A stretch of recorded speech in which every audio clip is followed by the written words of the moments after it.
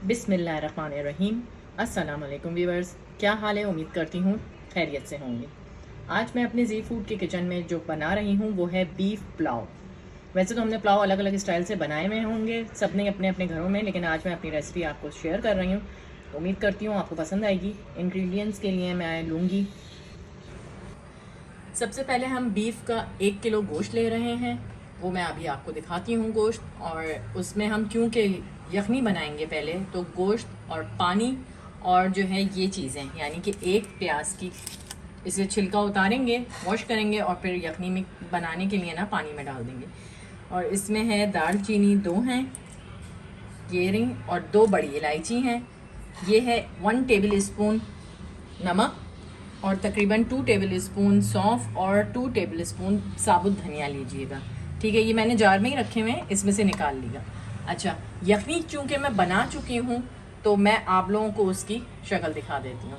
मैंने बीफ में हड्डियाँ भी थी और गोश्त भी था, तो उसको मैंने पानी डाला, तकरीबन पतीली यहाँ तक थी, जो निशान नज़र आ रहा है, पानी डाला। और उसमें जो अभी आपको इंग्रेडिएंट्स बताए हैं मैंने, वो साबुत धनिया, सौंफ, नमक, दालचीनी और बड़ी इलायची और एक प्याज और लहसुन अदरक। अगर पेस्ट की सूरत में है तो ठीक है, नहीं तो आप जवा जो होता है वो भी डाल सकते हैं।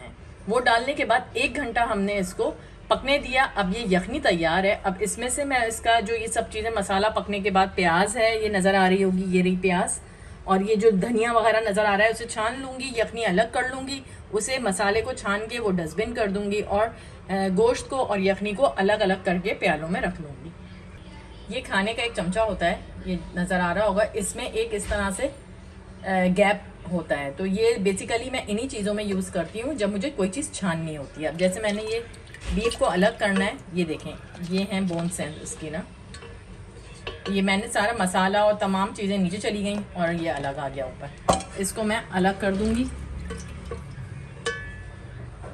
ये इस तरह करते करते सारा अलग करूँगी। देखें, अब हमने जो है इस साइड पे ये सब रखा हुआ है, ये तमाम गोश्त, हड्डियाँ, ये सब मिला के उन्हें अलग कर लिया। और ये है यखनी, और इसमें ये देखें, ये धनिया, सौंफ, ये सब चीज़ें जो डाली थी वो हैं। अब यखनी को जो है हम, ये स्टेनर होता है, उसमें हम लेंगे और इसे यखनी को हम इस तरह से छान लेंगे। तो ये है कि जितना भी ये देख रहे होंगे आप लोगों को नज़र आ रहा है कि मसाला जो था, मसाला नहीं, ये जो धनिया, सौंफ जो थी वो सब ऊपर रह गई और यखनी नीचे चली गई है। प्याले में, किसी भी बर्तन में आप यखनी को अलग कर लें, स्ट्रेनर से सारा ये निकाल लें। ये प्याज थी, ये देखें, ये मैंने बताया था ना कि गरम मसाला, बड़ी इलायची, ये सब डाला था, ये पतीली में और इसमें है। अब मैं इसको तो वेस्ट कर दूँगी। अब हम पुलाव को भगाड़ने जा रहे हैं। अब मैंने आप लोगों को बता दिया कि यखनी को अलग कर लिया था, गोश्त को अलग कर लिया था, ठीक है। अब हम प्याज को ऐसे ही काट लेंगे जैसे हम कोई भी सालन पकाने के लिए उसे बारीक बारीक काटते हैं।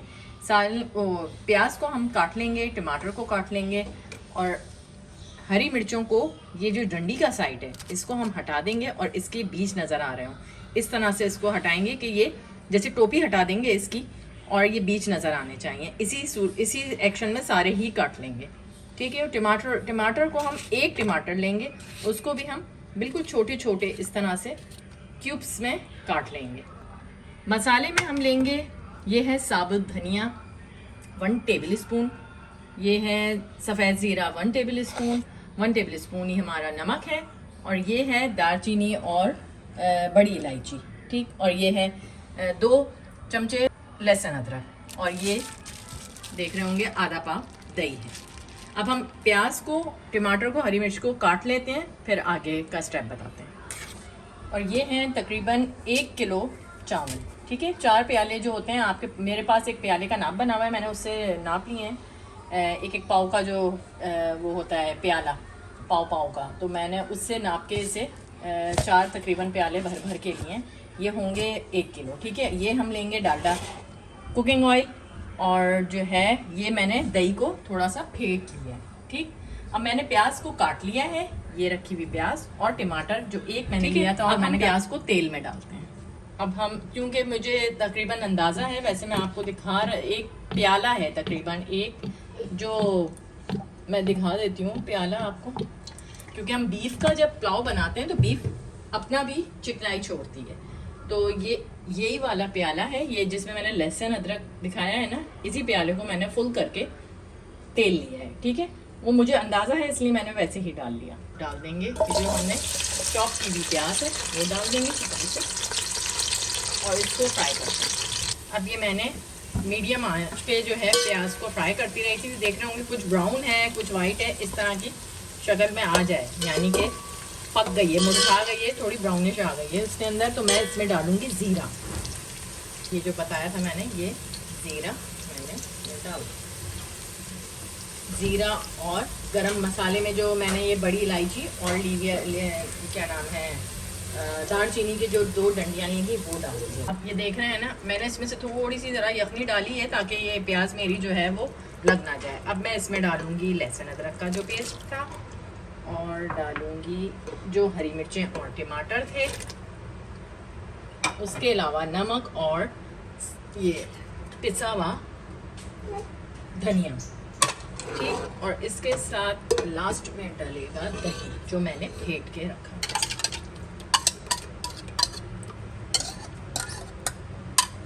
अब मैं इसको करूंगी फ्राई। अच्छा, क्योंकि ये भुना हुआ नहीं है ना, तो अब ये इसमें जाके कुछ टाइम भुनेगा। देखें ठंडी यखनी के ऊपर एक लेयर आ गई है चिकनाहट की।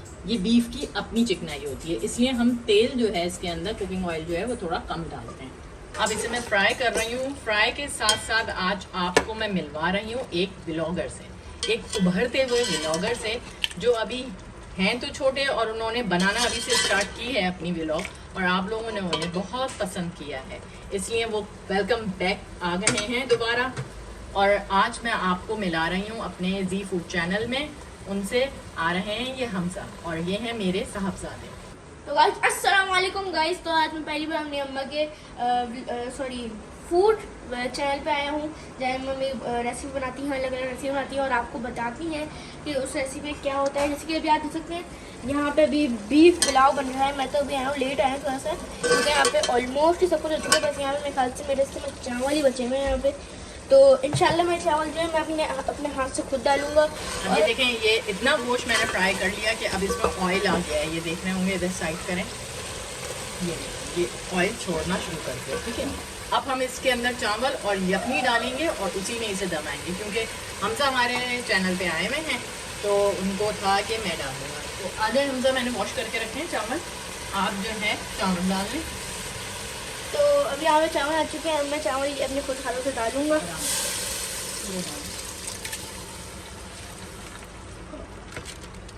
तो इस सारे चावल मैंने डाल दिया। अब यखनी डालेंगे थोड़ी देर में। अब इसको प्याले को भी साफ करो, यखनी डाल दो। इसको मिक्स कर देते थोड़ा सा ताकि मसाला जो है वो ऊपर तक आ जाए। ये प्याले को साफ करके डाल दो सारे चावल, चारों तरफ से घुमाऊंगी ना सब चावल। इनको भी सिखा रही हूँ, सबको आना चाहिए आजकल ना। मैं पहली बार किचन का काम कर रहा हूँ, तो सब लग रहा है सही नहीं हुआ चावल। मुझे थोड़ा सा प्याला दो, मैं सही से सफाई करूँ। ये तमाम चावल जो बॉल में आपके चिपके हुए हैं उन्हें हटा लें।